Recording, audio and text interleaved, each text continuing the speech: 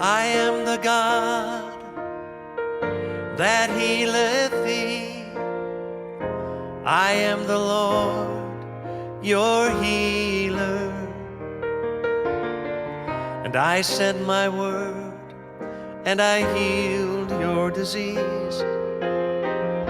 I am the Lord, your healer. This is his word. I am the God that healeth thee. I am the Lord, your healer. And I sent my word, and I healed your disease. I am the Lord, your healer. This is God's word. It's his promise. In Exodus 15, verse 26, he says, I am the God that healeth thee. In Psalm 107, verse 20, he sent his word and healed us. The Bible says his word will not return void, but it will accomplish the purpose for which it is sent. God's word in the name of Jesus is more powerful than cancer, heart disease, or any disease that you can name today. So let's put his word on our lips and let his healing come to us as we sing it to him. You are the God that healeth me. Let his healing come as we sing it. You are the God that healeth me. You are the Lord, my healer. You sent your word and you healed my disease. You are the Lord, my healer. Sing it. You are the God. You are the God that healeth me. You are the Lord, my healer. You sent your word and you healed my disease. You are the Lord, my healer. You sent your word and you healed my disease. You are the Lord, my healer. Yes, you are.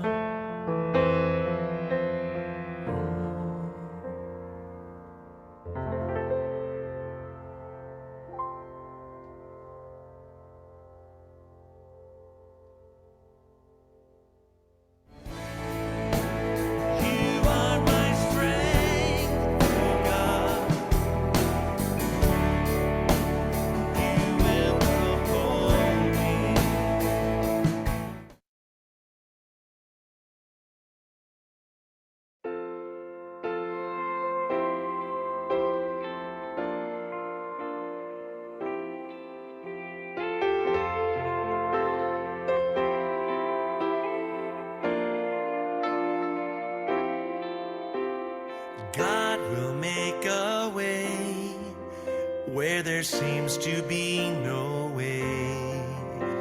He works in ways we can't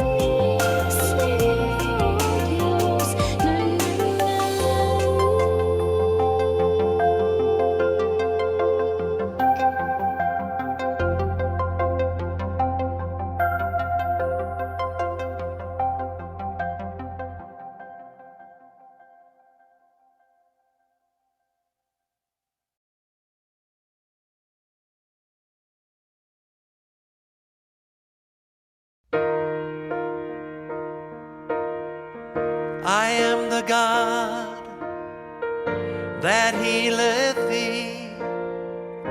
I am the Lord, your healer.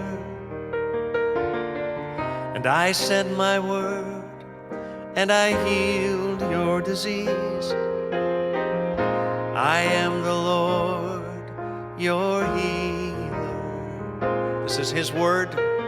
I am the God that healeth thee. I am the Lord, your healer. And I sent my word, and I healed your disease. I am the Lord, your healer. This is God's word. It's his promise. In Exodus 15, verse 26, he says, I am the God that healeth thee. In Psalm 107, verse 20, he sent his word and healed us. The Bible says his word will not return void, but it will accomplish the purpose for which it is sent.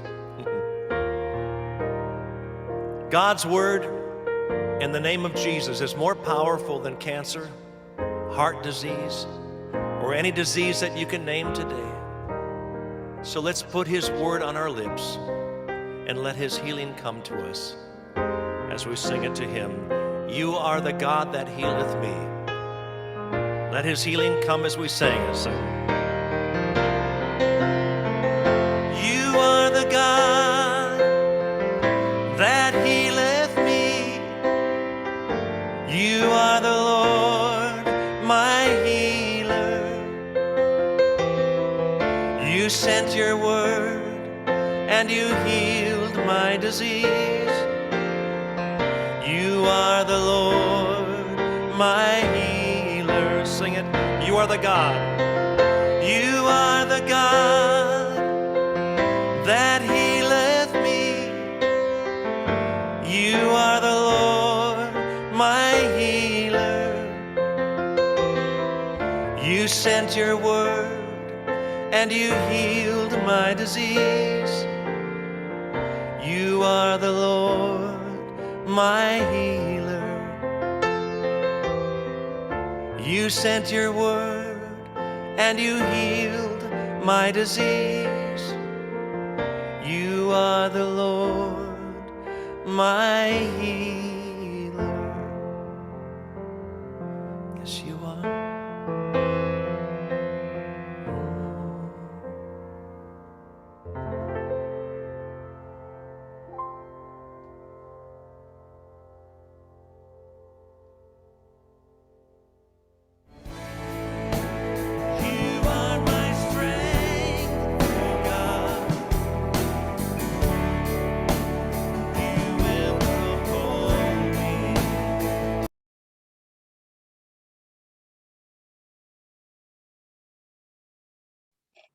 Magandang araw po mga kapatid, sa biyaya po ng Panginoon. Tayo po ay muli ay nagpapatuloy sa ating online. Kaya naman mga kapatid, tayo po ay ihanda po ninyo ang inyong sarili, ihanda po ninyo ang inyong pamilya, mga anak, at kayo po ay pumili ng isang lugar kung saan kayo po ay makakaupo, makakatayo, kayo ay mayroong hangin. Diyan, nakasama po ninyo. Ang mahalaga po ngayong umaga mga kapatid, kasama natin ang ating pamilya sa pakikinig, sa pagpupuri at pagsamba, sapagkat maganda po ang ating pag-aaralan ngayong umaga. At inilalagak po natin ang araw na ito ay bilang paraan ng ating pasasalamat, bilang paraan ho ng ating pagpupuri sa Panginoon. At marami pong nangyari, no? Marami pong nangyari ngayong linggo, ngayong araw. Talagang kung titingnan natin ang mga balita, titingnan natin ang ating mga TV, ay talaga namang mas marami pa ang kaso kaysa sa nakaraang ibang variant. Pero mga kapatid, dumarami man ang kaso ngayon, dumarami man ang mga may sakit ngayon, ay alam natin ang kagalingan, dumarami man ang kagalingan, mas lalong dumarami ang kagalingan kayang ibigay ng Diyos sa bawat isa sa atin. Kaya mga kapatid, let's pray. Mag-pray po tayo muna sa umagang ito sa ating pong panimula sa ating gawain. Kung kayo po ay hirap sa mga connection, so hanap po kayo ng posible na sa tingin ninyo ay mayroong malakas na connection. So, nandiyan na po ba ang mga kapatid natin? Nandiyan na po ba ang karamihan? So, mahalaga ho na tayo ho ay maka-focus. So, saglit lang po ito mga kapatid. Naniniwala po ako at ang aking hong encouragement at ang aking pakiusap, kung kayo po ay mayroong ballpen, kung kayo po ay mayroong screenshot nyo, yung makikita po ninyo mamaya, sapagkat pag-aaralan ho natin ay isang mahalagang bagay po bilang mananampalataya. Tamang-tama po ito at napapanahon sa mga sandaling ito. Kaya kapatid, kung ready ka na, ako po ay handa na po kami rito ni Sister Melody at handang-handa na po tayong magpuri sa Panginoon. Ialay po natin ang araw na ito, walang iba kundi sa nag-iisang manggagamot natin, walang iba kundi sa Diyos na buhay natin. Tara po, samahan po ninyo ako manalangin, sama-sama po tayong manalangin at dumulog sa Panginoon. Ama naming Diyos na makapangyarihan sa lahat, nagpapasalamat kami, Panginoon, sa pagkakataon na bagamat kami, Panginoon, ay wala sa church kung saan kami po ay sama-sama doon. Hindi man kami nakikita physical. Salamat, Panginoon, sa teknolohiyang ito na kung saan ay ginamit mo, Panginoon, upang kami po ay magtuloy-tuloy sa pagpupuri at pagsamba. Sapagkat kami, Panginoon, ay naniniwala na walang makakapigil sa amin pagdating ho sa paraan ng aming pagsamba. Marami kang mga paraan na ibinigay sa amin, kahit ito po ay aming tinutugon, Panginoon. Salamat po sa pagkakataong ito, kami ay magpupuri, magpapasalamat at sasamba sa nag-iisang Diyos na buhay. Panginoon, kinikilala namin ang iyong magagawa sa mga sandaling ito. At alam po namin, pagkatapos ng aming pagsambang ito, Panginoon, kami ay nabago, kami ay lumakas, kami ay tumatag, kami ay nabigyan ng kaliwanagan, kami ay nabigyan ng kapayapaan, sapagkat ang tunay na pagsamba, Panginoon, ay nakakapagpabago, Panginoon. Kaya salamat po sa iyong kapangyarihan, salamat sa iyo, O Diyos, na makapangyarihan sa lahat. Panginoon, ang aking pong panalangin, ang aming panalangin, Lord God, ang aming dulog, ang aming pagsamo sa inyo, Lord God, sa mga sandaling ito, yung mga kapatid po namin na nahihirapan na makakunik, Lord God, bigyan mo po sila, Panginoon, ng malakas na signal ng connection. Lord God, yung mga paalalahanan mo, Panginoon, ang aming mga kapatid na sa mga sandaling ito, Panginoon, ito po'y araw at oras ng aming sama-samang pagsamba. Paalalahanan mo po sila, Panginoon. Ibigay mo po sa kanilang mga puso at isipan ang pananabik, Panginoon. Ang excitement, Panginoon, sa ganitong gawain. Salamat, Panginoon. Salamat, O Diyos. Pagpalain mo po ang buong gawain ito na kung saan, O Diyos, kami ay sasamba at pupuri sa iyo. Ito ang aming sama-samang panalangin na mayroong malaking pasasalamat sa inyo. Sa pangalan ni Jesus, ang lahat po ay magsabi na Amen at Amen. Magandang umaga muli mga kapatid. Magandang umaga po sa atin. At hindi ko na ho kayong babatiin isa-isa sapagkat at naniniwala po ako, bagamat yung ilan sa inyo may sipon, may ubo, pero naniniwala ako na ang kagalingan ng Diyos ay patuloy at patuloy po nating nararanasan. Kaya mga kapatid, ang tanong lang dito mga kapatid, kumain ka na ba? Kung hindi pa, mamaya ka na kumain sapagkat hindi pa may umiiling dito.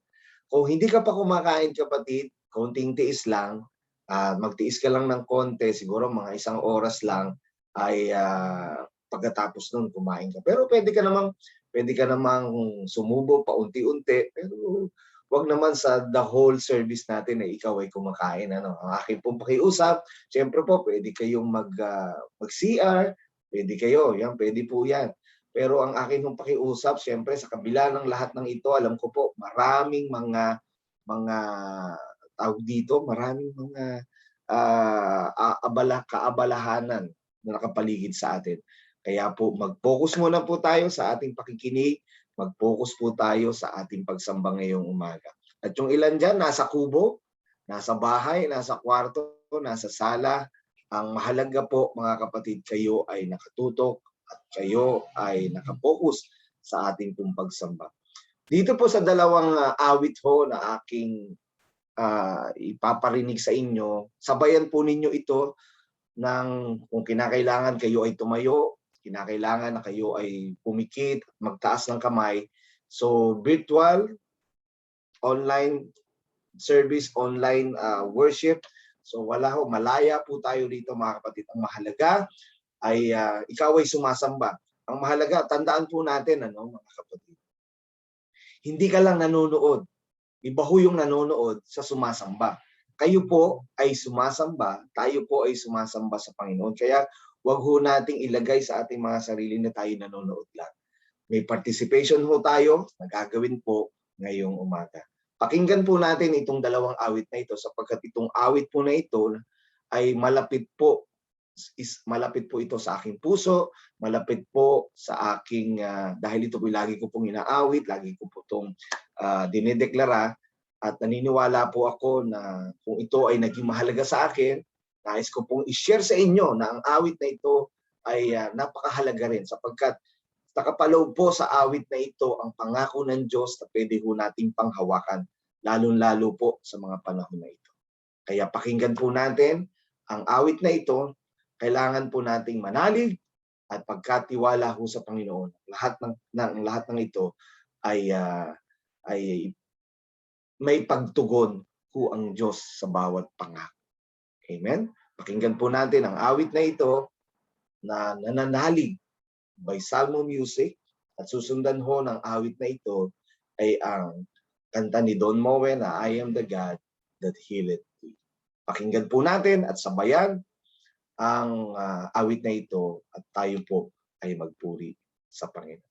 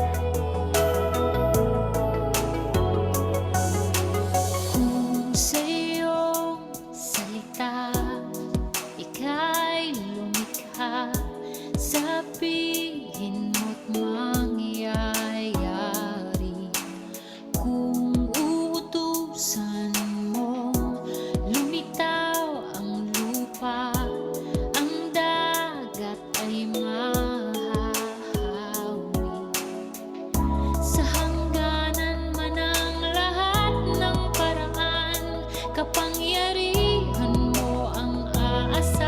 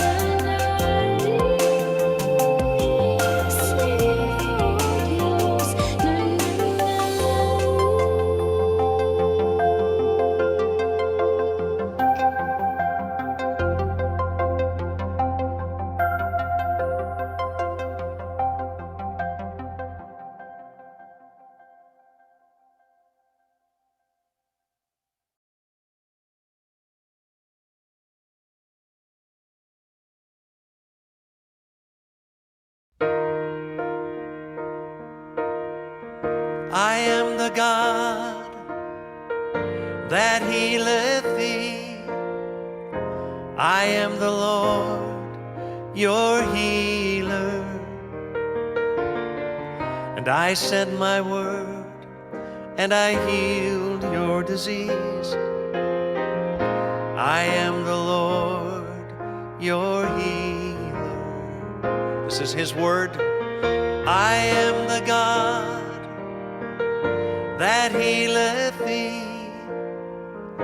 I am the Lord, your healer. And I sent my word, and I healed your disease. I am the Lord, your healer. This is God's word. It's his promise. In Exodus 15, verse 26, he says, I am the God that healeth thee. In Psalm 107, verse 20, he sent his word and healed us. The Bible says his word will not return void, but it will accomplish the purpose for which it is sent. God's word in the name of Jesus is more powerful than cancer, heart disease, or any disease that you can name today. So let's put his word on our lips and let his healing come to us as we sing it to him. You are the God that healeth me. Let his healing come as we sing it. So, Come on, let's sing. The God. you are the God that healeth me. You are the Lord, my healer. Let's declare. You sent your word and you healed my disease. You are the Lord, my healer. Sing it. You are the God. You are the God that healeth me. You are the Lord, my healer. You sent your word and you healed my disease. You are the Lord, my healer. You sent your word and you healed my disease. You are the Lord, my healer. Yes, you are.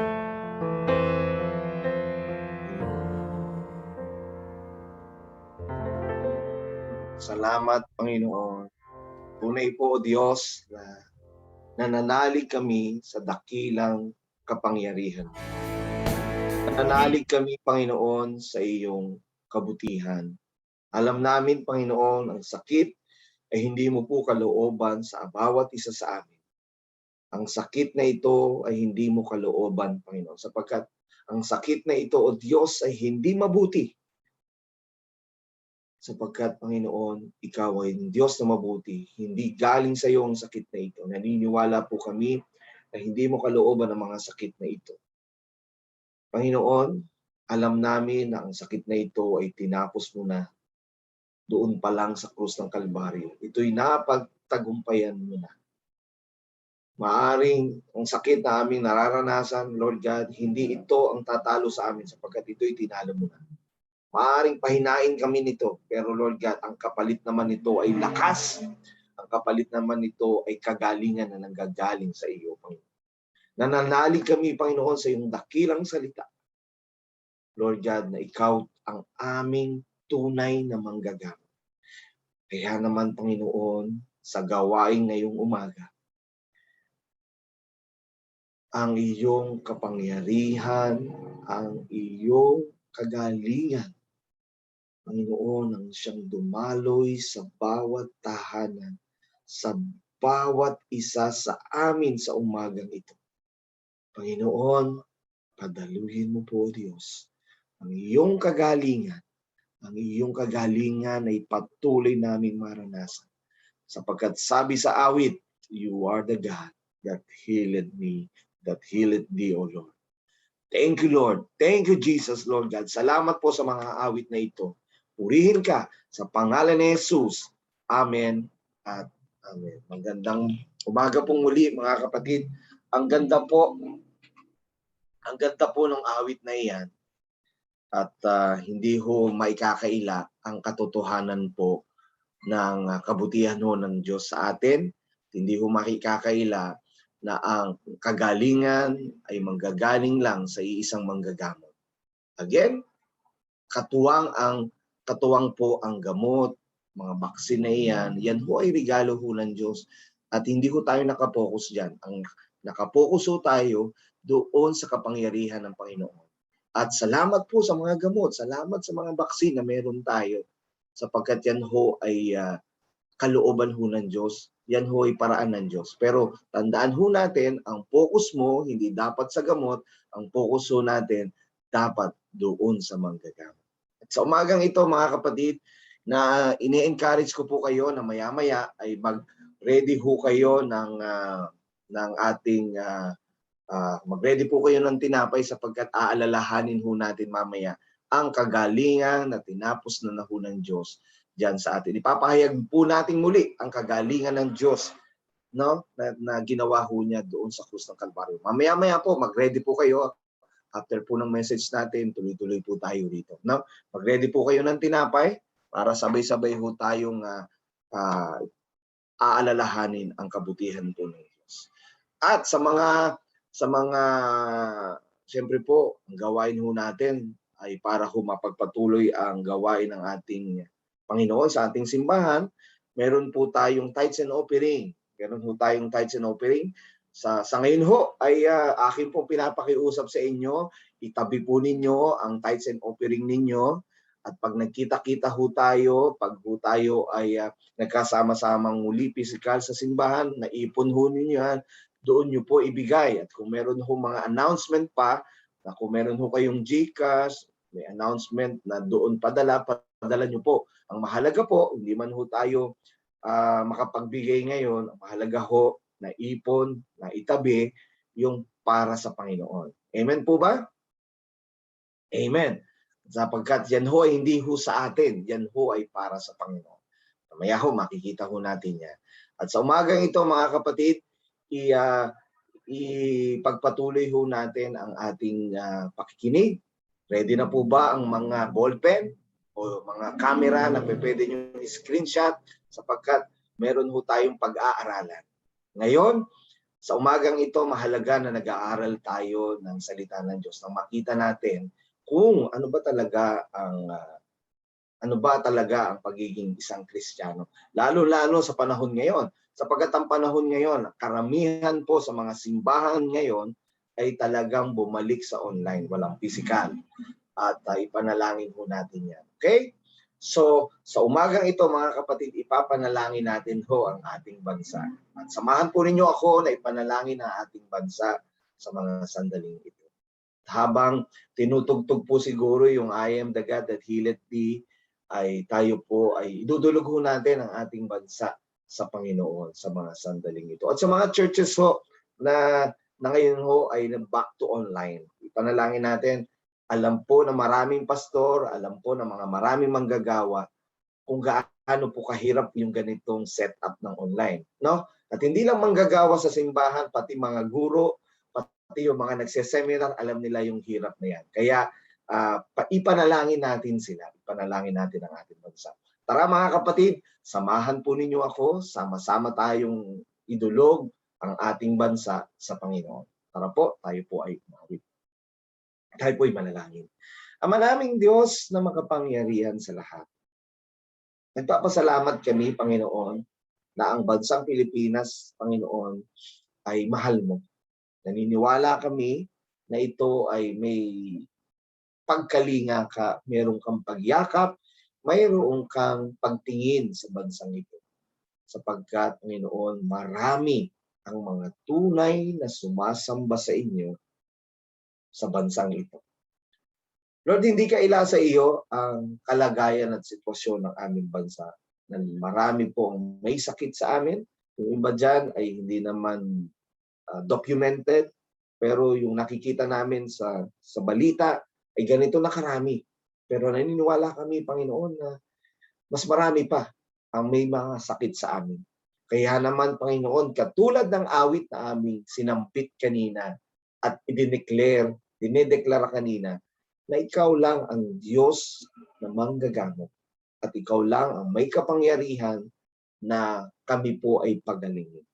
Kaya naman nagpapasalamat kami, Panginoon, sa kabutihan mong ito na ang sakit na ito ay hindi galing sa iyo sapagkat ito'y hindi mabuti. Ikaw ang Diyos na mabuti, Panginoon, kinikilala namin na mayroong kang higit na magagawa kaysa sa amin. Maaring kami mag-ingat, maaring kami, Panginoon, ay sumunod sa mga health protocol, pero ikaw ang higit na nakakaalam. Kaya naman, Panginoon, buong puso po namin nilalagak sa iyo ang aming bansa. At sa mga sandaling ito, Panginoon, alam po namin na ang hirap na ito ay pansamantala lang sapagkat ito po ay kasamang tinapos mo diyan sa krus ng Kalbaryo. Sa mga sandaling ding ito, Panginoon, amin pong itinataas ang mga simbahan, mga Kristiyanong simbahan sa buong Pilipinas na ngayon po ay nag-o-online. Karamihan po sa amin nag-o-online. Pagpalain mo po, Panginoon, ang mga pastor, ang mga manggagawa ng simbahan na nag-aasikaso, na nagtutulong-tulong upang ang gawain ito, Panginoon, ay maipaabot madala sa mga bawat tahanan upang makarinig ng salita ng Diyos, upang makasamba sa sama-samang pagsamba, Panginoon, sa umagang ito. Panginoon, bigyan mo po kami ng maayos na koneksyon, maayos na pakikinig upang buong linaw naming matanggap ang sinasabi mo sa bawat isa sa amin ngayong umaga. Lord God, salamat po sa mga manggagawang ito. Salamat, Panginoon, sa mga simbahan na nagtutuloy-tuloy na sumunod sa patakaran ng gobyerno at lalong higit sumusunod at nagmamahal sa inyo. Pinupuri ka namin at sinasamba sa pangalan ni Jesus. Amen at amen. Salamat po mga kapatid. Ngayong umaga, napakabuti ho ng Diyos. At kamusta na po kayo mga kapatid? At ako, balita ko ay iba sinisipon, inuubo, nilalagnat. At iba talaga, salamat na lang. At kayo ay tumutugon sa ating Rohi chat group natin, no? Pag kinakamusta po tayo ni Kuya Hermie. Salamat po sa pagtugon ninyo dahil mahalaga po sa aming mga leaders, mahalaga po sa amin na malaman namin ang inyong kondisyon upang sa ganon, siyempre, unang-una, maipagkatiwala natin sa Panginoon ang lahat ng inyong kondisyon. At kung sa aabot naman po na makakaya ng bawat isa sa atin, tayo po ay tutulong, tayo po ay magpapaabot ng kahit maliit na paraan ng pagtulong.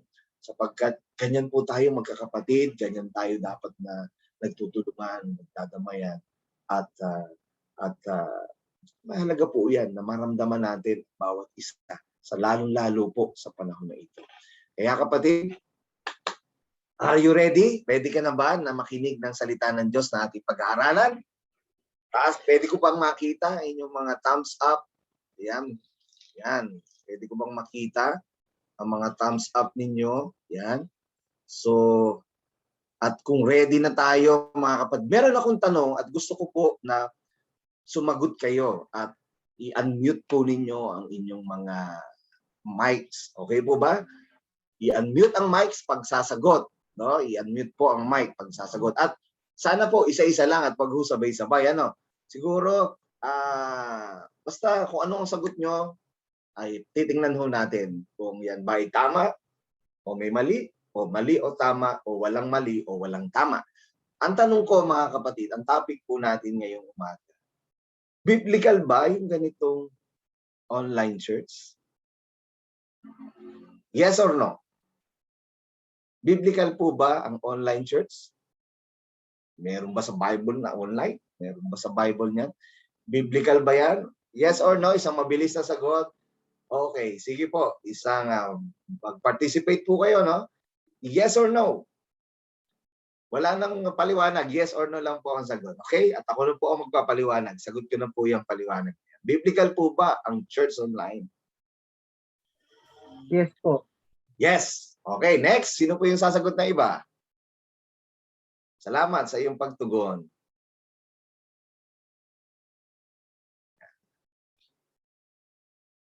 Meron na po ba ang sasagot? Biblical ba ang church online?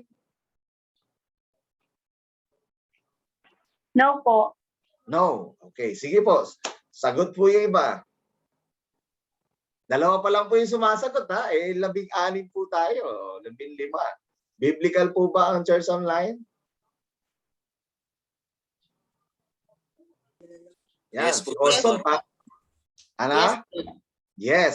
Okay. Sino po yung sumagot na yan? Gusto po, pwede sabihin po, let's say, okay, ulitin natin. Garcia family, yes. Basta malaman lang natin kung sino yung sumagot na yan. Okay? Sige po, biblical po ba ang church online? Pwede po Sa bang family sumagot? po, yes. Yes. Okay, salamat. And next, si Jerome Aubrey. po, Sige, taas po yung kamay. Tama yon. Aubrey. Jerome po, yes po. Si Jerome, yes. Okay, Aubrey. Nagtaas ka ng kamay? Yes po. Okay, salamat. Okay, sa mga hindi pa ho sumasagot, biblical po ba, biblical po ba ang church online? Gawa na po, yes. Joanna, yes. Wow. Okay, next. Susie po, yes. Wow. Kay Lola Susie. Nakamute po kayo. Yes po, yes. Yes. O, bukas sa bukan ng bibig nyo, parang yes ang sagot nyo. Sige po, salamat. Okay, sa mga hindi pa ho nakakasagot, biblical po ba ang church online? Meron bang magandang patutunguhan ang church online? Okay, biblical po ba? Yes or no? Sa akin, ano po, biblical question mark. Pero yung time na gumagawa tayong paraan para makapag-get together kahit online, yun ang akin. Okay, sige. Salamat kapatid. Okay, sa mga hindi pa nakakasagot, okay, meron pa po bang hindi sumasagot? Church online? Hello po. Kaya po ako nag-no, same po ng thoughts po ni Kuya Rudy. No po, parang no na, parang wala naman po ako nabasa sa Bible. Pero yung nga po, yung way and goal, purpose, yun, yes po. Okay, sige. Salamat. Kala ko konsehal si Orson din sa picture niya. Kala ko mayor eh. Parang mayor Mayor Orson. Okay, sa mga hindi pa ho nasagot, okay, gusto ko pong marinig. Ako po, Yes, no Lorraine? din po yung sagot ko. No po. No. Okay, sige. Okay, next. Meron pa po bang hindi nasagot dyan? Yes po. Yes. Okay. Sister Melody, yes. Okay, next. Meron pa ba? Baka wala na. Nakasagot na po ba ang lahat? Eto. Naririnig. Hindi ko, oo, baka sumasagot sila, baka hindi ko naririnig.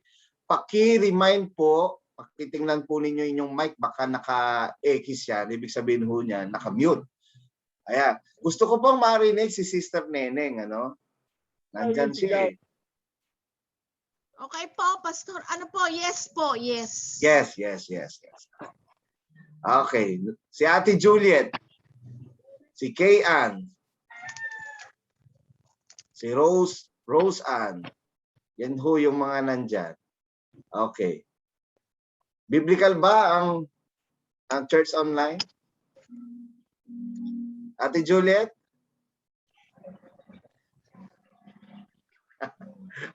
Mahina na naman ang signal. Okay, siguro.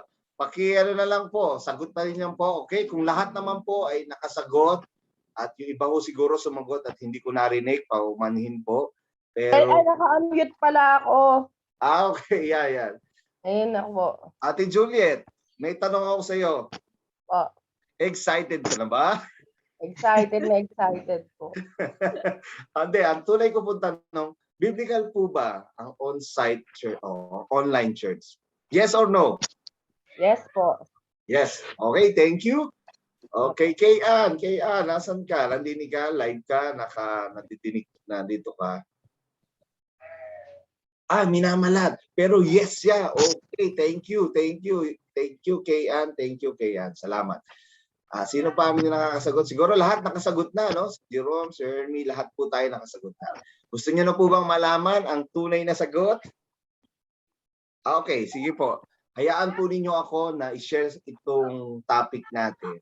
Ito pong topic natin na ito ay natutunan din po natin. Sapagkat, siyempre ho, dapat ho, nag-aaral tayo at nakikinig din naman din ho tayo dapat sa iba. At kinukuha ho natin kung ano yung natututunan, kinukuha natin kung ano yung applicable sa simbahan natin. Yan ho yung mahalaga. At sa pagkakataong ito, let me share this topic upang sa ganon, lahat po tayo ay makapag-aral at ang naniniwala ako, ang lahat po na nag-aaral, natututo para po sa ikabubuti, natututo. At itong mahalaga rito mga kapatid, natututo ka hindi para sa iyong sarili. Natututo ka para sa karangalan ng ating Diyos na buhay. Nakuha niyo ho yung pagkakaiba? Minsan, gusto natin mag-aral para sa sarili natin. Tama po ba? Gusto natin matuto para sa sarili natin. Pero hindi po yun masama. Ang mahalaga lang ho, bilang mga Kristiyano, natututo tayo hindi para lang sa ating sarili. Natututo tayo para sa karangalan ng ating Diyos na buhay. Hindi po ba ako makarinig ng amen dyan, mga kapatid? Amen. Amen. Amen po. Amen. Amen. Amen. Amen. Amen. Let me share this to you, mga kapatid. Gusto ko pong share this. Gusto kong i-share sa inyo to, mga kapatid. Okay? At okay, wait lang po, ano? Sabi dyan, ito, gusto ko i-share siya. Nakikita niyo po ba yung screen natin? When God closes a door, He opens a browser window. Tama ba? Tama naman, di ba, mga kapatid? No? Ganyan talaga ang Panginoon. Sabi nga, kaya may mga kinalaman niya. When God closes a church door, He opens a browser window. Kaya sa mga hindi pa nakaka-join, please join with us via Zoom. Okay? So ito po yung katulad po ng ating pong ginagawa. At gusto ko po i-share sa inyo to, mga kapatid. Yan. Ito po yung tanong natin. Yan po yung aking tanong. Yan yung sinasagot nyo kanina, mga kapatid. No? At gusto ko po na yan ho ay ating tingnan. Maraming sumagot na oo, maraming sumagot na no. Diba? May mga side na paliwanag pa base sa kanilang pagkakaintindi. Pero mga kapatid, bago natin ito simulan, ini-encourage ko na muli na tayo ay manalangin. Okay? Mahalaga yan. Tayo po ay manalangin. Ang maraming Diyos na makapangyarihan sa lahat. Lord God, ang topic na ito ay napakaganda at very timely sa panahon na ito. Lord God, salamat Panginoon sa araling ito. Ang bawat isa sa amin ay matututo para sa iyong karangalan. Panginoon, pinupuri ka namin. At excited na kami, Panginoon. Ako ay am very excited to share this topic, Lord God, sa aking mga kapatid. Sapagkat naniniwala ako, marami kaming makukuha sa topic na ito. Sa pangalan ni Jesus, ang lahat ay magsabi na, please say with me, Amen. Amen. Amen. Amen. Ha? Pwede nyo na pong buksan yung inyong mga mics. Nang sa ganun, madinig ko po kayo kasi po malaking encouragement sa akin ang marinig kayo, malaman na kayo ay nagpa-participate. O yung iba, katulad ni Kayan, hindi man siya makapagsalita, at least yung kanyang chat, talagang active siya doon. So yun po. Kung kayo naman po ay hindi minamalat, katulad po ni Kayan, kung kayo naman po ay maayos naman sa tingin ninyo, pwede po kayong magbukas ng inyong mga mics during sa ating parang nasa ganoon, nadidinig ko yung amen ninyo, mga kapatid. Amen po ba? Amen po. Amen, amen. Okay. May sekreto ho tayo. Ito ho, binabanggit ko na sa inyo. para po mas mabilis ang ating tapos ng ating mensahe, dapat po ay ano? Malakas ang amen. Okay, malakas. Amen. Oh, sige po. Church online, is it biblical? May question mark. No, yan ho ang usong-uso ngayon, lalo sa mga sandaling ito. At nung nakaraang 2 taon, usong-uso ho yung church online niyan. Sapagkat, siyempre, hindi tayo, sabi ng government, bawal muna lumabas, dito muna tayo, any activities, religious, work, o yung business, wala muna, mga panahon noon. At hanggang ngayon, ay pinagpapatuloy natin itong ganitong church online. Ngayon, dahil church online tayo, meron pang church online, meron bang sinasabi ang salita ng Diyos diyan? Meron bang binabanggit sa Bible diyan? Meron ba? Pero gusto kong tingnan at sagutin. Okay, is it biblical? May pagitan ho yan, yes or no. Church online, is it biblical? It's yes or no. Again, nakikita nyo po ba yung sa screen ninyo, yung aking slideshow? Kita po. Amen. Okay. Ito na po ang sagot, mga kapatid. Humawak ka ng mahigpit sa iyong kinauupuan at kinalalagyan. Ang sagot po natin, kanina may sagot na yes or no. Ang sagot, mga kapatid, church online, is it biblical? Yes or no? The answer is yes and no. Yan po ang sagot. Yan po ang sagot. Church online, is it biblical? The answer is yes or no. Pero, mga kapatid, uunahin ho natin yung answer na no. At itutuloy ho natin sa next Sunday yung sagot naman na yes. Okay po ba yun, mga kapatid? Uunahin natin yung no answer sapagkat gusto po nating matapos ang mensahe na ito na lahat tayo ay uuwi na hawak ang yes answer na ang church online ay biblical. Maliwanag po ba yon, mga kapatid? Amen to that? Amen. Amen. Wow. Mga gusto natin. Okay.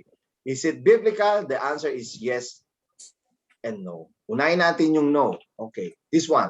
Church online is not biblical. Okay. Under 3 conditions. Okay. Church online is not biblical under 3 conditions. Wow. 3 conditions. 3 conditions. Kung meron kayong ballpen o screenshot ninyo, mahalaga po ito sapagkat malaki po ang matututunan mo. Malaki ang tatamaan natin dito, mga kapatid. At malaki ang tatamaan sa iyo, ang tatamaan sa akin, na church online is not biblical under 3 conditions. Una, when it becomes an excuse for laziness in worship. Pwede po ba ninyong basahin yan sabay-sabay?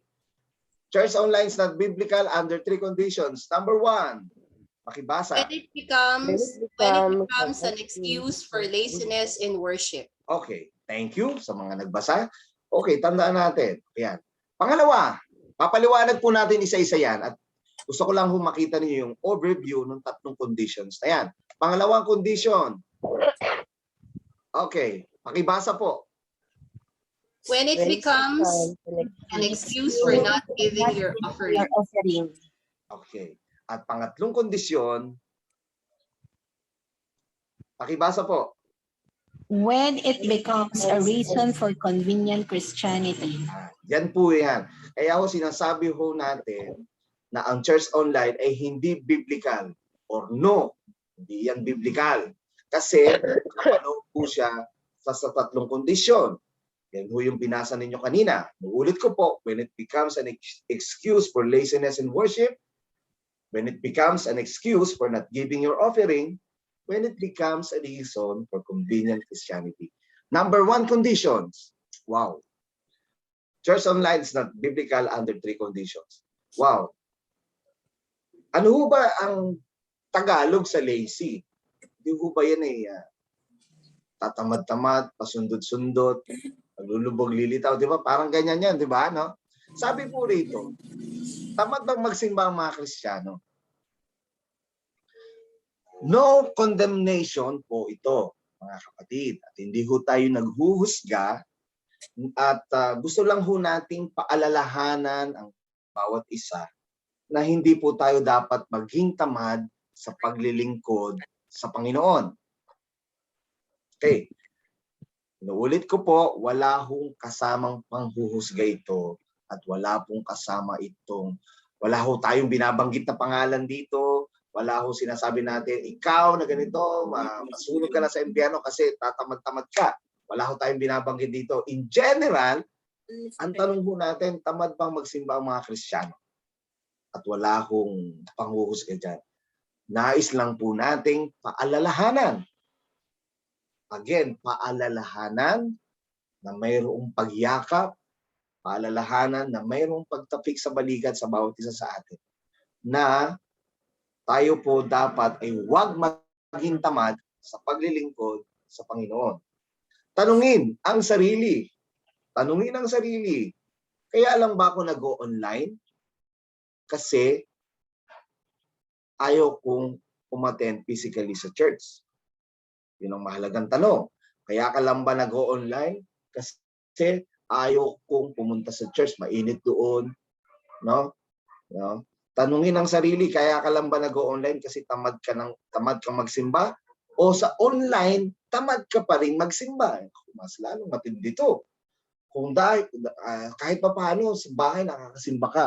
Pero kung online pa rin, ay tamad ka na, ay naku, madelikado po yan mga kapatid. Kaya ho, isa hong sinasabi ho ng church online ay hindi ho biblical kapag ho ang itong ay naging excuse na natin dahil tamad na ho tayo na sumamba sa Panginoon. Diba? Ang sabi po sa 1 Corinthians 15:58, mga kapatid, meron po ba kayong mga Bible dyan?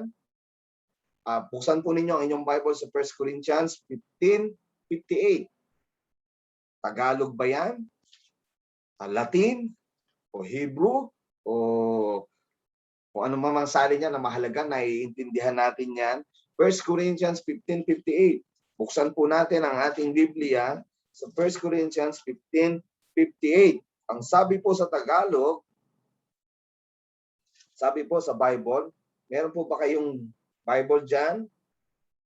Pakibuksan po ninyo, 15:58. Sabi po rito, kaya nga minamahal kong mga kapatid, magpakatatag kayo at huwag matinag.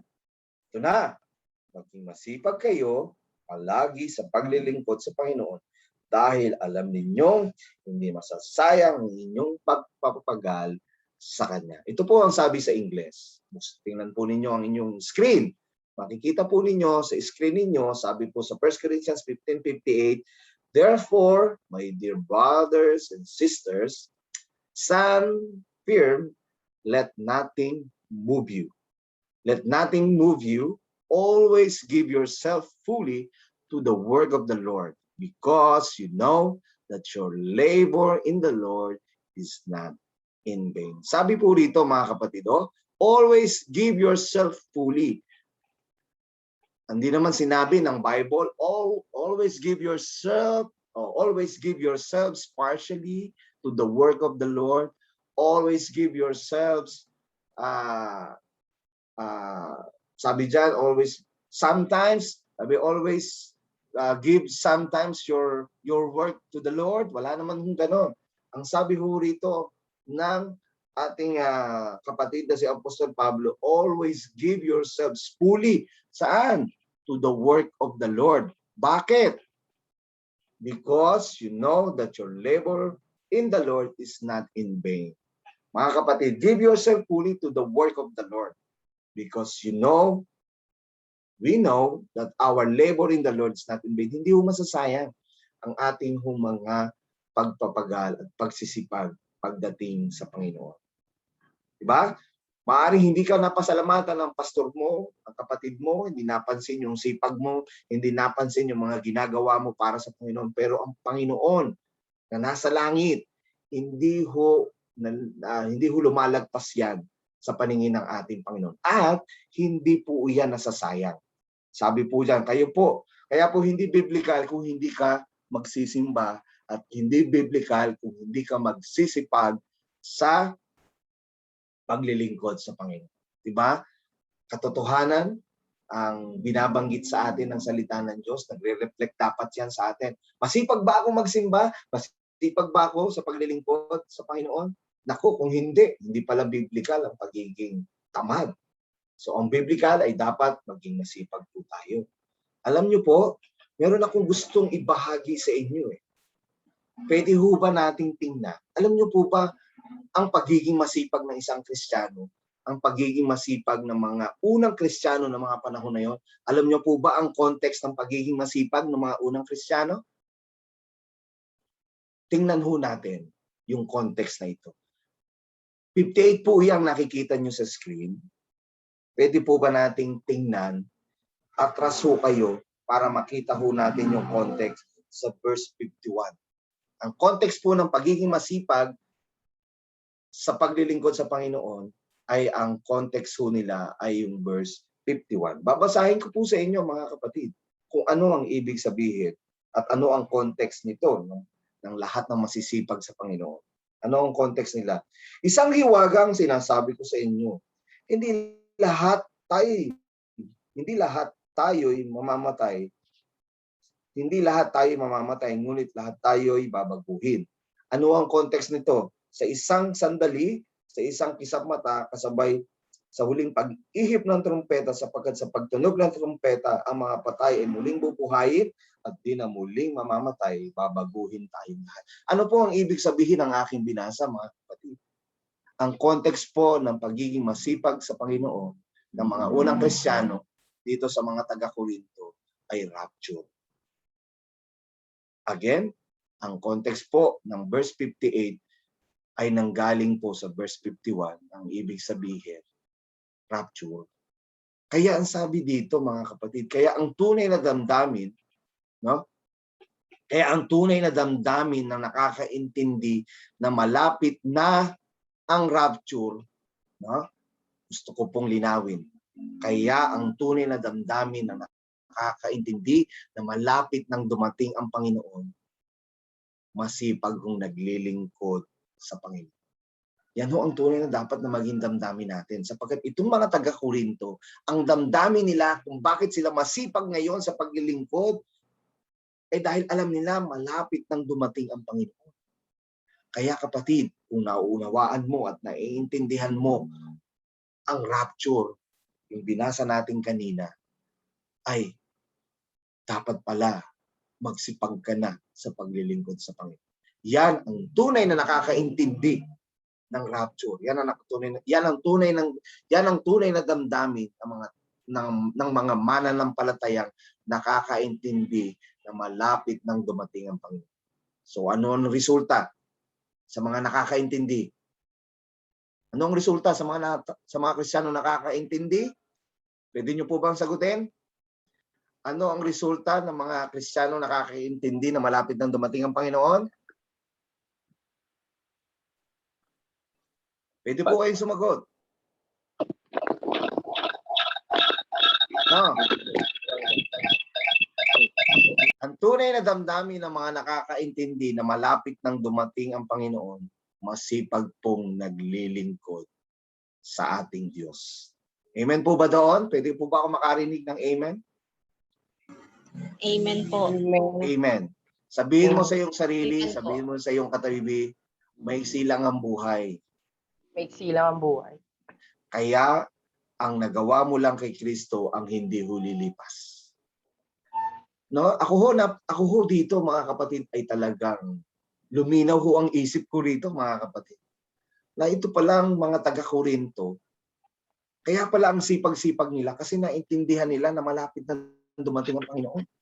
Kaya yung mga tatamad-tamad at pabanjing-banjing ay dapat to paalalahanan natin at tapikinan natin. Naku, kailangan ay magsipag na ho tayo sapagkat ang masisipag, yan ho ay biblikal. Yung tamad, hindi ho yan sinusuportahan ng ating Panginoon. Ang mga tamad, hindi ho sinusuportahan yan. Tandaan ho natin, maiksi lang ang buhay natin, kaya kung ano lang yung nagawa natin para kay Kristo, yun lang po ang bagay na hindi lilipas. Yan ho yung unang kondisyon. Okay. Pangalawang kondisyon mga kapatid, pwede po ba ninyong basahin? Church online is not biblical under 3 conditions. Ito po yung pangalawang conditions. When it becomes excuse or when it becomes an excuse for not giving your offering. No? Ay, hindi na ako mag-o-offering. No? Ay, sa church, online na lang ako. Kung ang pananaw natin bilang mananampalataya, kaya ka mag-church online kasi para makaiwas ka sa pagbibigay ng offering. Pero tandaan ho natin, ako natuwa ho dito sa parang cartoon na ito. Ayan, natuwa po ako dito sa cartoon na yan. Yan ho, yan ho dalawa na yan ay galing sa simbahan. Ang sabi ho dito sa bandang, yung meron hong text dito sa bandang baba, that was the best sermon on giving I ever heard. Yun do yung the best na sermon pagdating sa giving, ang kanilang nadinig. Pansinin po ninyo itong dalawang ito. Hubad ho silang lumabas ng church. Ibig sabihin, ibinigay nila yung kanilang ang lahat-lahat sa kanila. No, hindi ho naman ibig sabihin kaya ako pinakita ito, mga kapatid. Gusto ko, hubad ho tayong lalabas pagdating sa church. No. Ang gusto ko lang makita natin, ang gusto po nating makuhang lesson ho rito, di po ba, na kailangan ho nating ibigay ang pinaka-the best natin sa Panginoon. Church online, hindi ho biblical ang church online kung iiwas ho tayo.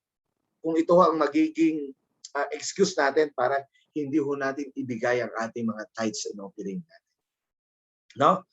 Yan ho. At tingnan ho natin, mga kapatid, sabi ho rito sa 2 Corinthians, no? 2 Corinthians 8:2. Pwede po ba ninyong basahin? Out of the most severe trial, their overflowing joy and their extreme poverty welled up in rich generosity. Ito po yung mga ito ho yung binabanggit natin na mga taga-Korinto. Anong meron sila noong mga panahon na yon? Severe trial, ang daming pagsubok. No? Ano pa ang meron sila? Extreme poverty. Yan ho ang meron sila. Extreme poverty. Ano pa ang meron, mga kapatid? Sabi diyan, anong meron? Meron silang, okay, sabi dito, ulitin ko po, sa 2 Corinthians, itong mga taga-Korinto, meron ho silang kondisyon na may tuturing nating pandemya, no? Severe trial, kasi kahit sobrang kahirapan, no? Meron silang kahirapan at ang estado nila severe, malala. Yan, katulad po nitong aking hinahaylight. Malala. At yung kanilang kahirapan, meron silang kahirapan, pero extreme pa. Oh, sobra-sobra. Meron ng may pagsubok, may higpit na pagsubok, at malalang kondisyon ng kahirapan. Ano ho ang binabanggit natin dito? Alam niyo po, itong mga taga-Korinto na ito, sabi ho rito, ano po ang naging sikreto ng mga tagumpay sa simbahan ng mga taga-Macedonia? Alam niyo po, sa kabila ho ng severe trial, sa kabila ho ng extreme poverty ng mga taga-Korinto sa itong Macedonian churches, tagumpay ho sila. Naging matagumpay, naging masagana ho ang simbahan sa Macedonia sa kabila ho ng matinding hirap, sa kabila ho ng maraming pagsubok nitong mga mananampalatayang ito. Ano ang naging sikreto nila? Dahil po sa kabila ng matinding kahirapan, inuna ho nila ibigay ang kanilang sarili sa Panginoon. Inunang ibigay. Basahin po ninyo yan. Basahin natin sa 2 Corinthians. 2 Corinthians 8. Tingnan ho natin.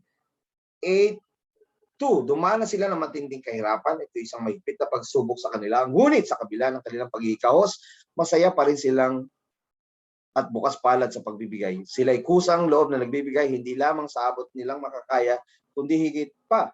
Alam ko ito sapagkat, ito ho ang sikreto kung bakit naging matagumpay ang simbahan sa Macedonia. Ito po ang sikreto, mga kapatid. Mahigpit nilang pinakikiusap sa amin na sila'y bigyan ng pagkakataong makatulong sa mga kapatid na nangangailangan. Higit pa sa inaasahan namin, ibinigay nila ang kanilang, ito ho ang sikreto, ibinigay nila ang kanilang sarili una sa Panginoon.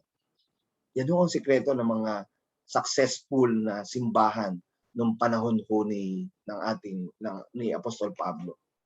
Ang sikreto para sa matagumpay, ang sikreto ng tagumpay ng Macedonian churches ay katulad ng binasa natin dito sa salita ng Diyos, ibinigay nila una ang kanilang sarili sa Panginoon. Alam niyo po, kaya minsan nagiging mahirap na ibigay ang meron tayo sa Panginoon kasi hindi natin naibigay yung sarili natin sa Diyos. Kung naibigay natin yung sarili natin sa Diyos, yung pera ho, maliit na bagay na lang. Tama po ba?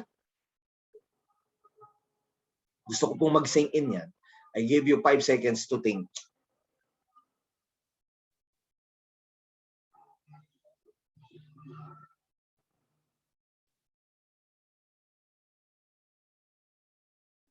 Kaya po hindi naging mahirap sa Macedonian churches, yung mga mananampalataya doon. Kasi naiuna nilang ibigay ang kanilang sarili. Kaya kung ano ang meron sila, sabi nga dito sa binasa natin ay pinipilit pa nila. Hayaan ninyo ako, hayaan nyo kaming makapagbigay pa sapagkat isa itong malaking pagkakataon para sa amin. Alam niyo po kung bakit tayo hirap magbigay? Siyempre, sapagkat hindi po natin naibigay ang sarili natin sa Panginoon. Kaya hindi mo kayang ibigay ang pera mo kasi po mas malaki ka kaysa sa pera mo. Pero kung inuna mong ibigay ang sarili mo sa Diyos, yung pera ho, maliit na bagay na lang. Amen? Tingnan ho natin ito mga. Basahin po ninyo itong salitang privilege. Sa Macedonian Church, ang tawag nila sa giving, privilege. Privilege. Sabi doon sa verse 4, mahigpit nilang ipinapakiusap sa amin na sila'y bigyan ng pagkakataong makatulong sa mga kapatid na nangangailangan. Privilege, mga kapatid. Privilege ho. Sabi ho rito, mga kapatid, ay sa mga nakakaunawa, itong salitang privilege, ito ho ay bagamat responsibilidad nating taguyod ang gawain ng Panginoon.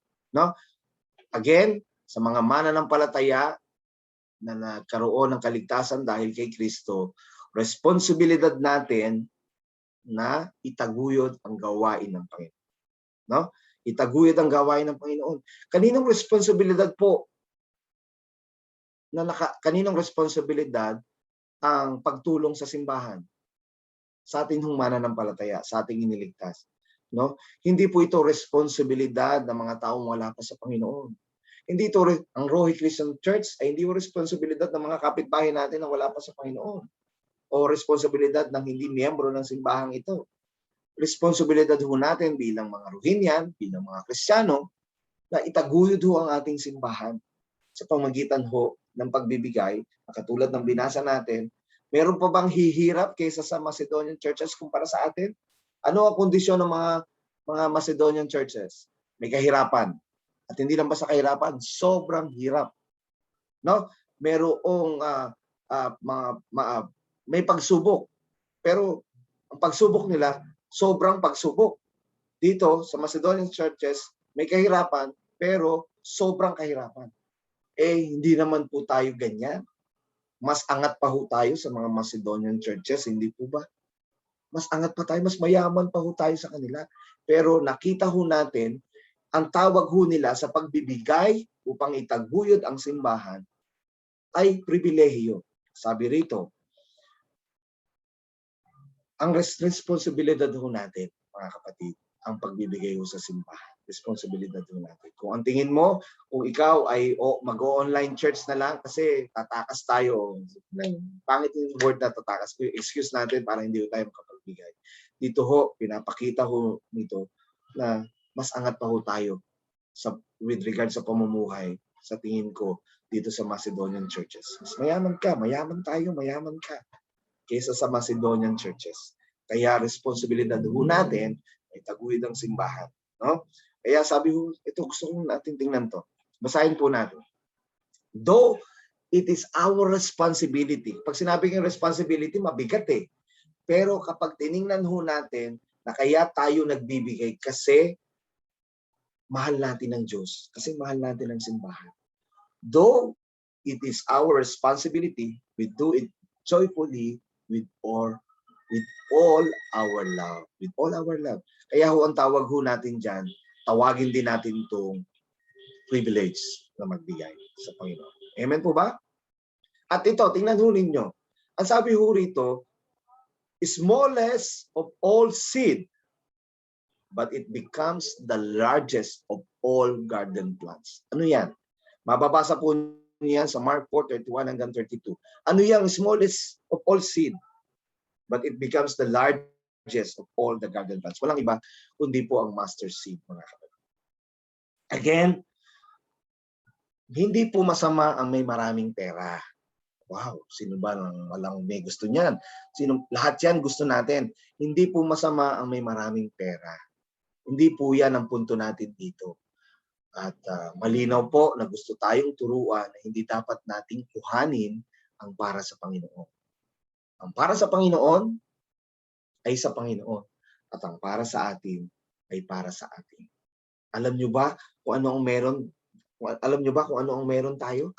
Kaya ho pinakita ko ang mustard seed. Alam nyo po ba kung ano ang meron tayo? Meron ho tayong binhi. Ang tanong ko, kapatid, kapag yung binhi mo, kinain mo,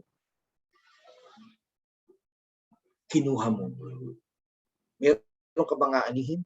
Hindi po ba wala? Ang binhi ho, kapag by the law of science, kapag ang binhi kinain mo, wala kang aanihin.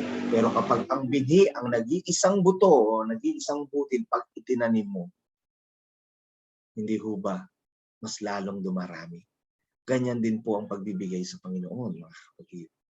Kaya ho hindi ho tamang kainin o kuhanin ang binhi para sa Panginoon. Sapagkat itong binhi na ito ay para sa Panginoon, para sa Diyos.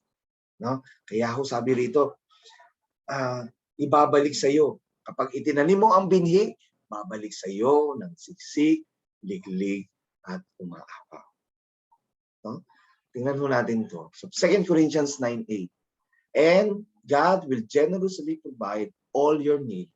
Then you will always have everything you need and plenty left over to share with others. Ang ganda. No? Ipoprovide ho ng Diyos ang lahat ho ng ating pangangailangan. At pangatlong kondisyon, mga kapatid. Una, when it becomes an excuse in laziness of worship, when it becomes an excuse for not giving your offering to God. At pangatlong kondisyon, church online is not biblical under these three conditions. When it becomes a reason for convenient Christianity. Diba? Kapag tayo ay pumupunta sa mga pasyal, no? Pag tayo ay pumupunta sa mall, sa work, or meron tayong lalabas tayo, meron hong risk kapag lumabas ka. Meron hong risk kapag lumabas tayo. Amen po ba? No? Meron hong risk. At alam natin na yung iba, halos hindi na ho lumalabas ng bahay. At alam din ho natin yung iba, ni sumilip ng bintana, hindi ginagawa sapagkat ayaw nilang magkasakit. Hindi mo ba? Pero alam natin yung mga kwento na hindi lumalabas, nagkasakit pa. Saan dumaan ang virus? Hindi po ba? No. Let me ask you, mga kapatid, let me ask you, kung nagawa mong mag-take ng risk, pumunta sa work, pumunta sa pasyalan, pumunta sa mall, kung nagawa mong mag-take ng risk, bakit hindi mo makuhang mag-take ng risk pumunta sa church?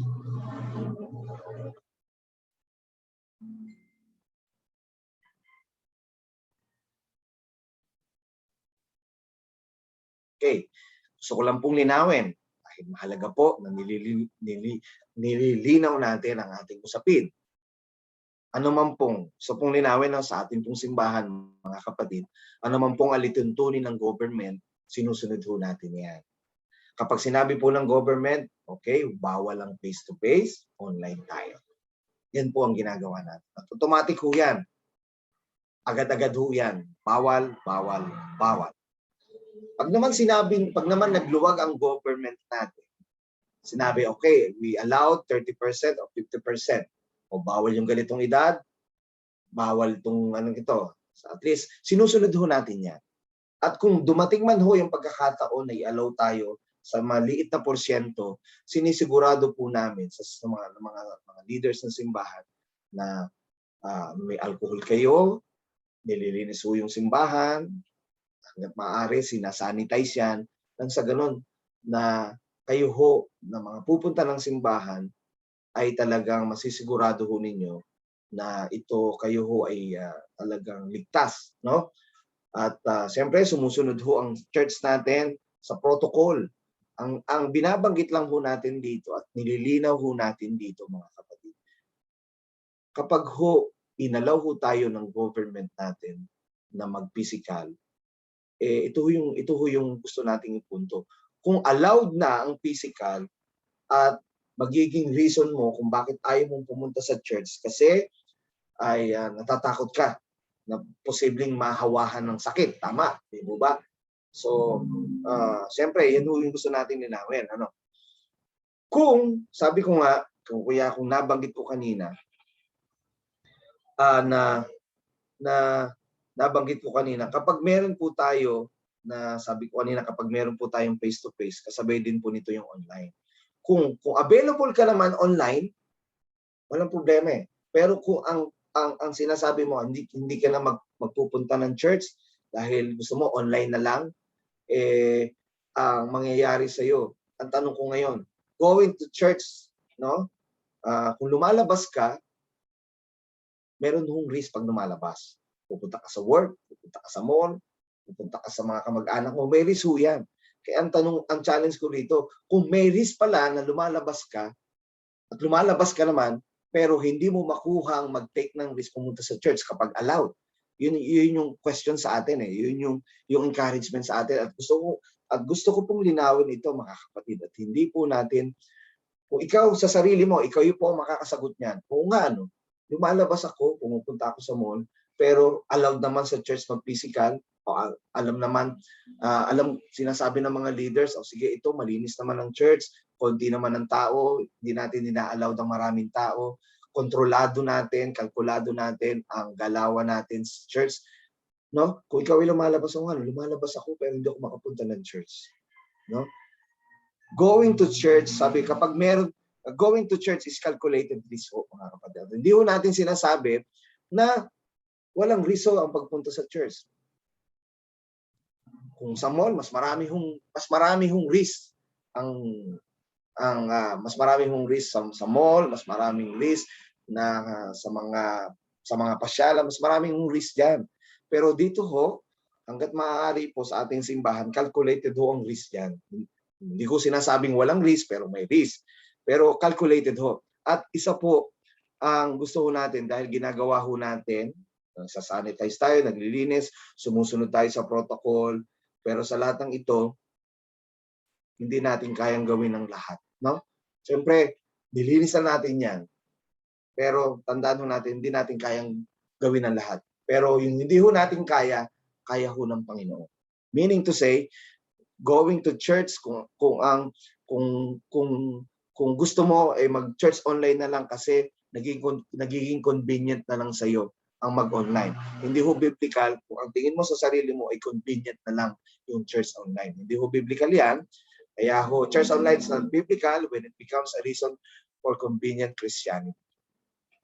Lalo-lalo mga kapatid, no? Kung nakikita niyo po sa screen, pag lumabas ka ng bahay, lalong malaki ang risk kung hindi ka mag-face mask, mag-face shield, walang dalang alcohol ang batang ito. Talagang malaki ho ang risk na yan. Kaya kung pagpunta sa church, mayroong risk, safe ba ako o hindi? No? Sabi dito, nagte-take ba ng risk kapag lumalabas? Ang tanong ko, may risk ba? O nagte-take ba tayo ng risk kapag lumalabas? I know, lahat po kayo ay sasagot ng yes. Okay. Kung ang posisyon mo ay ayaw mong sa matataong lugar, tulad ng church, kaya sa online ka na lang, kung ang posisyon mo. Kung ito ang posisyon mo, dapat kahit saan ka pumunta, dapat sabihin dito, kung ito ang posisyon natin, kahit saan, hindi ka na pupunta. Kung ayaw mo mag-take ng risk. No? Hindi ka nalalabas. Tandaan ho natin, every time we go out from our houses, there is a risk. Ang maganda sa church, pag pupunta ka, do it for the Lord. Worth the risk, hindi po ba mga kapatid? Again, hindi namin kayo hindi natin nilalagay sa tiyak na kapahamakan ng inyong mga sarili sapagkat lahat po tayo nag-iingat mga kapatid. Pero pag ba dumating ang panahon na payagan tayo na mag face to face, magiging reason mo pa ba na ayaw mo dahil matao doon? Magiging reason pa ba sa iyo na ayaw mong pumunta sa church kasi possible na mahawa ka, possible na magkasakit ka? No? Kung yun pa rin yung reason natin at for convenient na lang, kapatid, tayo po ay mag-isip-isip, no? Tayo ay magbulay-bulay, no? At kapag naman hindi pwede talaga ang church, no, dito tayo sa online. Yun naman po yun. So, kapag ba nabigyan tayo ng pagkakataon mag-physical, magiging convenient pa ba sa iyo ang church online?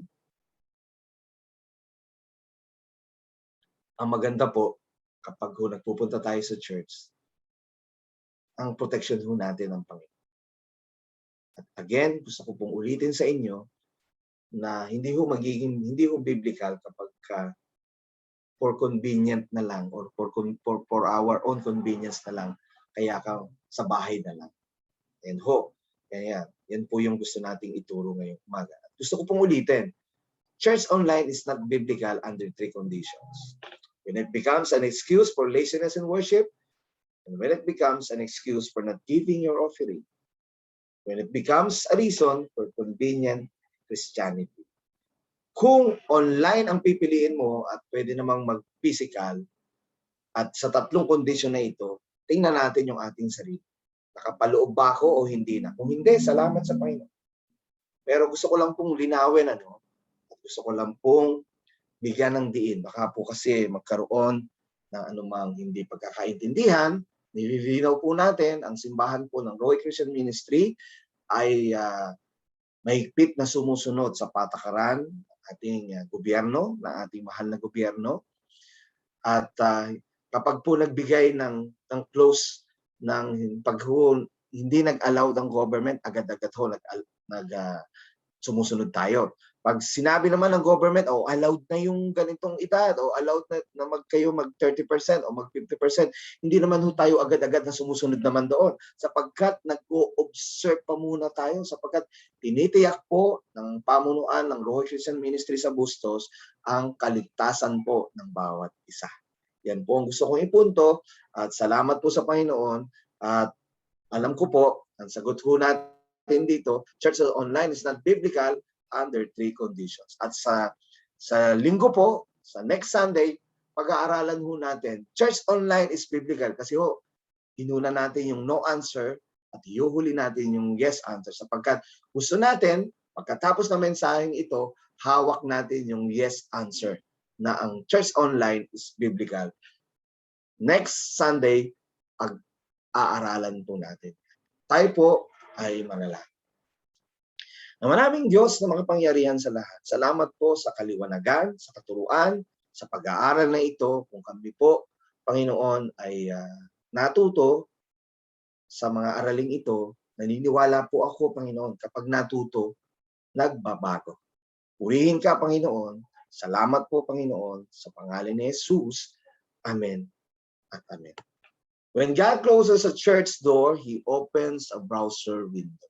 So again, mga kapatid, ine-encourage ko po kayo na sa mga sandaling ito, habang tumutugtog, yung I am the God that healeth thee, baka pwedeng background, o kung hindi man, samahan po ninyo ako na pagbulay-bulayin ho natin ito. Sa mga panahon ito, marami ho sa mga kapatiran ho natin ang may sakit. Marami po sa kanilang mga kasamahan sa loob ng tahanan ang mayroong nararamdaman. Mahalaga ho sa pagkakataong ito na atin ho alalahanin ang tinapos na gawa ni Kristo sa krus ng Kalbaryo. Sabi po, kung meron po kayo, samahan po ninyo ako na mag-participate po kayo sa gawain ito. No? Mag-participate po kayo. At sabi po sa 1 Corinthians 11:27 hanggang 30. Panginoong Hesus, no? Ito po yung panalangin natin. Panginoong Hesus, sa iyong dugo na nabubo, ang lahat ng aming kasalanan ay iyon ang pinatawad. Sa iyong katawan na nabugbog, nasugatan, ang lahat ng aming sakit ay iyon ang pinagaling. Kapatid, mahalaga ho na dinideklara mo sa oras na ito, sa panahong ito, maraming sakit ang lumalagan. Ako ay malusog, ako ay malakas, at masigla. In Jesus' name, amen and amen. At nais ko pong i-share sa inyo, mga kapatid. 1 Corinthians 11:27-30. Not discerning the Lord's body. Ano ho, kapag hindi ho natin pinapahalagahan at inaalagaan ang ating sarili, nagdadala ho ito ng weakness, sickness, at maging sa dulo, kamatayan. At ayaw ho natin yan. No? At ang gusto ho natin, paano ho natin yan? Dapat to pahalagahan ang katawan ni Kristo. No? Pahalagahan ho ang katawan ni Kristo sapagkat ito ay nagdudulot ng lakas, kalusugan, at ng buhay. Mga kapatid, gusto ko hong tingnan.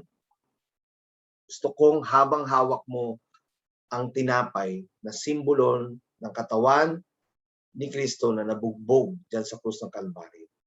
Pansinin mo, mga kapatid, ang katawan ni Kristo ay literal na nasugatan, literal na nasaktan sa labas at sa loob ng kanyang katawan upang sa lahat ng uri ng sakit at karamdaman, ito'y kanyang pinawi na dahil sa tinapos na gawa niya sa krus ng Kalbaryo. Sa tuwing kakain ka ng tinapay na ito, ipinapahayag mo na ang tinapos na gawa ni Kristo ay iyong tinatanggap kagalingan, kalakasan, at buhay. Kapatid, sa oras na ito, kung ikaw ay may sakit at karamdaman, magandang pagkakataon ito na iyong tanggapin at sumabay ka sa gawaing ito. At bago natin tanggapin ang katawan ni Kristo, hayaan po ninyo na ako ay manalangin para sa inyo. Tayo po ay manalangin. Namanaming Diyos na makapangyarihan sa lahat, na nagligtas sa amin, nagbayad ng aming kasalanan, iniligtas kami sa tunay na kapahamakan, nagkaroon kami ng buhay na walang hanggan dahil kay Kristo. At sa oras na ito, Panginoon, inaalala namin at pinapahalagahan namin ang iyong katawan na nabugbog diyan sa krus ng Kalbaryo, sapagkat naniniwala kami na ito'y nagdudulot ng buhay, kalusugan, at kalakasan. Panginoon, sa aking mga kapatid na tatanggap ng tinapay na ito, kasabay ang pasasalamat na sa kanilang mga sakit at karamdaman, sila po ay iyon ang pinagaling. Panginoon, marami po akong mga kapatid na may sakit ngayon. Marami po akong mga kakilala na may sakit ngayon. Pero ang aking dulog at ang aking panalangin, hindi ko man mabanggit isa-isa ang kanilang pangalan. Subalit ikaw, Panginoon, ang higit na nakakakilala.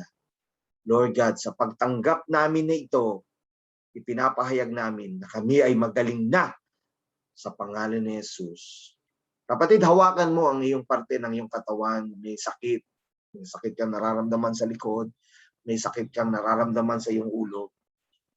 Habang kinakain mo ang katawan ni Kristo, ipinapahayag mo ang kagalingan na nakapatong sa iyong katawan. Purihin ng Panginoon. Gawin po natin, mga kapatid. Hallelujah.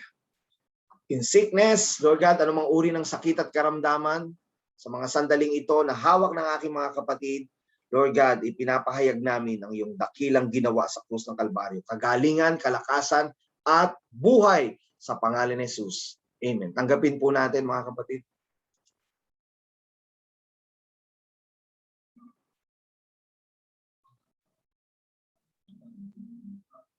Purihin po ang Panginoon at salamat po sa Panginoon. Tayo pong muli ay manalangin. Ama, tunay po, Panginoon, hindi man kami nagkikita-kita. Online man kami magkita-kita, Panginoon, alam po namin, hindi kayang bawasan ang iyong kapangyarihan. Mas malaki ka sa mga sakit namin, Panginoon. Lord God, mas makapangyarihan ka. Ang gamot, ang pahinga ay regalo mo. Ang mga doktor ay regalo mo. Ang karunungan ng mga doktor, ang mga pasilidad ng mga ospital ay regalo mo lang. Pero Lord God, hindi kami doon nakapokus. Nakapokus kami sa tunay at nag-iisang manggagamot. Walang iba kundi ikaw. Panginoon, salamat po. Yung mga mga naka-schedule na ooperahan, yung hirap sa paghinga, yung pananakit ng likod, sipon, pagkahapo, pagod, o pagkahawa sa mga ilang kasamahan sa tahanan. Lord God, in Jesus' name, I rebuke all the sickness. I rebuke all in the name of Jesus. We rebuke in the name of Jesus. Walang kapangyarihan ng sakit sa aming buhay. Walang kapangyarihan ang mga kahinaang ito ng aming katawan sapagkat ito'y tinapos mo na sa krus ng Kalbaryo, Panginoon. At alam namin at nagpapasalamat kami na ang lahat ng ito, Panginoon, ay pansamantala lang, hindi ito magtatagal, sapagkat higit kaming naniniwala na ang kapalit ng lahat ng ito ay lakas na nanggagaling sa iyo, Panginoon. Hallelujah, hallelujah. Ikaw ang aming manggagamot.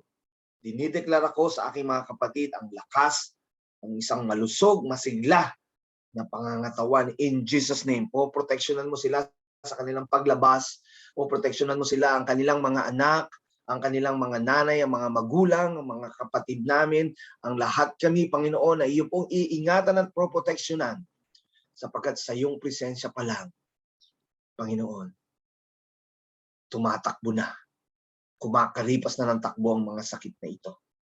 Hallelujah, hallelujah. Lord God, kagalingan, kalakasan, katatagan, sa pangalan ni Jesus. Amen and amen. Purihin po ang Panginoon, mga kapatid. Purihin po ang Diyos na buhay. At marami po. At pwede nyo na po buksan ang inyong mga mics. Hallelujah. Pwede na po nyong buksan upang malapit na po, tapos na po tayo. At gusto ko pong marinig ang inyong mga salitang amen. Salamat, Panginoon. Salamat sa pagkakas. Amen.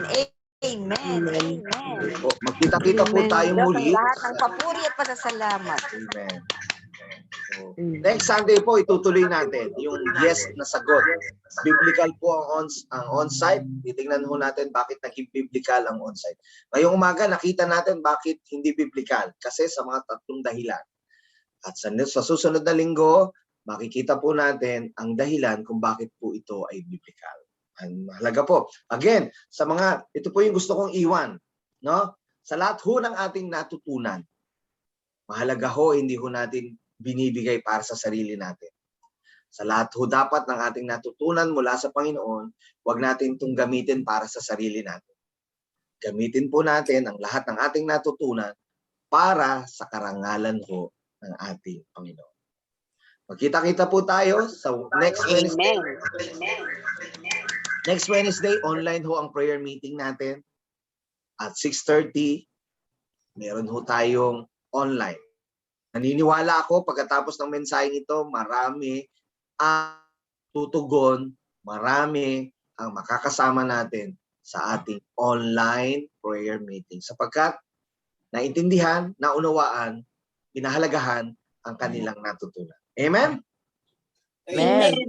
See you on Wednesday online. At mag-iingat po kayo, mga kapatid. Ingat po kayo. At kayo po ay uminom ng gamot, magpahinga, huwag pong lalabas. At kung hindi naman kinakailangan, huwag munang paghimpasaway, mag-mask, double mask. No? Sa atin ho, dito sa Bustos, dapat to walang pasaway. No? Dapat to sumusunod, kahit hindi nakikita, marunong sunod. Amen to that, mga kapatid. Amen. Mahal po tayo ng Panginoon. Amen po. Amen. Mahal po tayo ng Panginoon at mahal na mahal ka ng Panginoon. Announcements po, Pastor, meron po ba? Announcement. Ang announcement natin ay meron pong i-share si Brother Hermie So pasalamat tayo kay Hermie para naman po hindi lalabas na si Hermie. Meron pong mga available. No, hindi naman po marami to, no. Sapat po ito para makainom kayo ng isang sa loob ng maghapon, sa 2 araw. Sapat po 'yan para lang sa ganon. Meron pong gamot doon kung kinakailangan po ninyo. Libre po 'yan. At wag niyo na pong ang suggestion ko, ipuntahan nyo na lang po sa tindahan ni Hermie. Nang sa ganun, si Hermie po ay hindi na labas ng labas din. Kasi po, mag-schedule lang po kayo nang pupunta doon sa tindahan ni Hermie. At kung kaya naman ninyong pumunta, punta po kayo roon para sa ganun, makakuha ho kayo ng supply. No? Hindi ho supply na pang 1 linggo, siguro pang 1 araw, 2 araw, para po mabigyan ho natin ang lahat ng ating mga kapatiran. No? So yun po. At salamat sa Panginoon kasi regalo ho ng Diyos yung mga gamot na yan. Okay? Announcement po natin. Maghintay ho kayo mga kapatid ng announcement natin. Kasi baka mas dumagdag yung ating alert level ay purihin po natin ang Panginoon sa pag-iingat na yan. So, maghintay po kayo ng mga anunsyo at ibibigay po natin yan. At salamat po sa Panginoon, salamat po sa inyong pakikiisa at sa pagsamba ho natin. At sa linggo, marami po muli tayong matututunan. Sa biyaya po ng Panginoon, mag-ingat po tayong lahat. Magkita-kita tayo, Lord willing, pag online, pagka physical na. So excited to see you mga kapatid. Alam. Alam po. Salamat, Pastor. Thank you po. Sa lahat. Salamat po. God bless you. Magaling po tayong lahat. You are the God that healed thee. You are the Lord, our healer. You sent your word and you healed my disease. You are the Lord, our healer. Amen. Hallelujah. God bless you mga kapatid. Purihin ang Panginoon.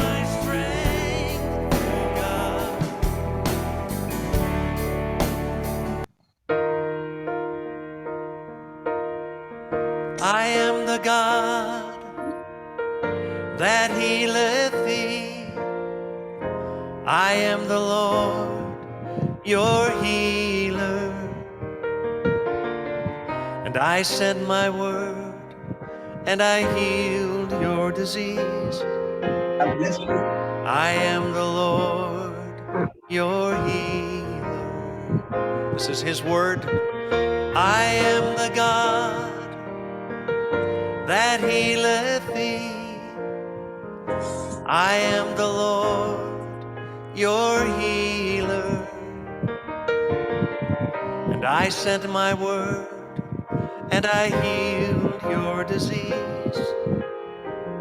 I am the Lord, your healer. This is God's word. It's his promise. In Exodus 15, verse 26, he says, I am the God that healeth thee. In Psalm 107, verse 20, he sent his word and healed us. The Bible says his word will not return void, but it will accomplish the purpose for which it is sent. God's word in the name of Jesus is more powerful than cancer, heart disease, or any disease that you can name today. So let's put his word on our lips and let his healing come to us as we sing it to him. You are the God that healeth me. Let his healing come as we sing it. You are the God that healeth me. You are the Lord, my healer. You sent your word and you healed my disease. You are the Lord, my healer. Sing it. You are the God. You are the God that healeth me. You are the Lord, my word and you healed my disease. You are the Lord, my healer. You sent your word and you healed my disease. You are the Lord, my healer. Yes, you are.